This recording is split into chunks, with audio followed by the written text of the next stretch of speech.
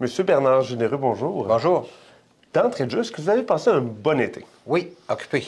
Très Occupé? occupé. Qu'est-ce qui vous a tenu occupé? Si je voulais prendre des vacances, il faudrait que je parte du comté. Il y a trop d'activités dans le comté, puis je ne suis pas capable de dire non. Alors, on est invité de façon régulière à tous les jours, même à plusieurs activités, sachant qu'il y a 58 municipalités dans le comté et qu'il y en aura 79 dans le prochain. Alors, imaginez, c'est tout le temps, c'est sans arrêt, là. Il y a tout le temps quelque chose qui se passe. Mais j'adore faire ça, donc ça ne me dérange pas. Là. Je suis très heureux. J'ai passé un bel été. Et si je vous demandais, c'était quoi le plus beau moment de votre été? Le plus beau moment, écoutez, j'ai passé quelques jours au chalet, parce qu'on a un chalet au lac Trois-Saumons. Avec mes petits-enfants, on a passé 3 jours bien sonnés, où on s'est juste occupé de nous. Donc, on a fait plein d'activités autour. Donc, j'ai encouragé les commerces de ma région touristique. Et ça a été... moi, j'adore être avec mes petits-enfants. Donc, on a beaucoup de plaisir ensemble. Ils m'aiment beaucoup. Donc, là, tu vas me faire pleurer par Quelles sont vos priorités pour la prochaine session parlementaire?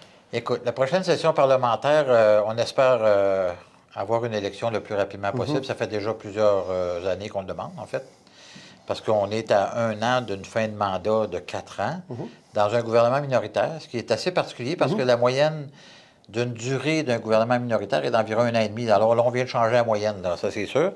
Là, on a déjà 3 ans de fait. Et comme vous savez, le NPD a déchiré l'entente avec les libéraux. Le Bloc québécois essaie de licher les bottes de M. Trudeau pour essayer de voir comment il peut essayer de soutirer quelque chose. La réalité au Canada actuellement, c'est que le gouvernement n'a plus d'argent. Donc, tout ce qu'il fait, c'est qu'il s'endette. Et donc, nous, on a l'intention de revenir avec des points qui nous sont chers, c'est-à-dire réparer le budget, c'est-à-dire de revenir à une prévisibilité sur un retour à l'équilibre budgétaire, ce que les libéraux n'ont jamais eu et qui n'ont absolument aucune intention de faire. De réparer, c'est-à-dire réparer le budget, de construire des maisons, bien sûr. Vous savez qu'il y a des milliers et des milliers de terrains qui appartiennent au gouvernement fédéral, ainsi que des bâtiments. Donc, nous, on veut libérer ces bâtiments et ces terrains-là, les vendre à des promoteurs pour aller construire des logements. Vous savez qu'on a le pays avec le plus grand nombre de pieds carrés ou d'acres carrés à construisibles, mais on est dans un des pays avec le moins de personnes au pied carré. Donc, on a de l'espace pour construire, on a de la place, donc il faut encourager les entreprises, diminuer la paperasse, diminuer les délais pour être capable d'avoir des permis de construction, particulièrement dans le logement abordable. À Rivière-du-Loup, il y a un projet, ça a pris 8 ans avant d'avoir le permis. Donc, c'est inadmissible. L'autre élément, bien, stopper le crime. Quand on dit stopper le crime, actuellement, il y a une hausse fulgurante du crime au Canada, que ce soit par les vols d'auto, les vols contre les méfaits contre la personne, particulièrement dans les grandes villes, mais ça nous touche aussi. D'ailleurs, on a eu quelques épisodes l'année dernière, ou en fait même cette année. Donc, on n'est pas à l'abri de ça. Donc, ça, c'est un autre élément très, très important. Et on veut baisser les taxes et les impôts. C'est-à-dire de remettre de l'argent dans vos poches, dans les poches des contribuables, de façon à ce qu'ils puissent voir une différence sur la paye. Quand on reçoit notre paye et quand on regarde ça, puis il y a 30, 40, 50 qui disparaît puis qui s'en va en impôts, puis qu'on calcule pour qu'on ait les services on devrait avoir avec ces sommes-là qui nous sont retirées, bien, nous, on veut en redonner aux gens. D'ailleurs, dans la plateforme électorale que nous aurons, je peux déjà vous dire qu'il y aura une politique à l'intérieur de ça qu'on va mettre en application pour permettre aux gens de 65 ans et plus de retourner sur le marché du travail ou ceux qui le sont déjà, de gagner plus d'argent dans leur poche, de garder plus d'argent. Parce que la problématique qu'on vit, les gens veulent retourner au travail ou veulent aller sur le marché du travail, mais ils sont pénalisés sur leur pension particulièrement, donc ils décident de ne pas y aller. Mais on ne peut pas se passer de ces gens-là. Alors, ça va être un paquet de priorités comme celle-là qui vont avoir lieu dès qu'on arrive à l'automne. Inévitablement, les élections arrivent à grands pas. Oui. Comment Bernard Généreux se prépare-t-il aux élections? C'est un marathon, on s'entend.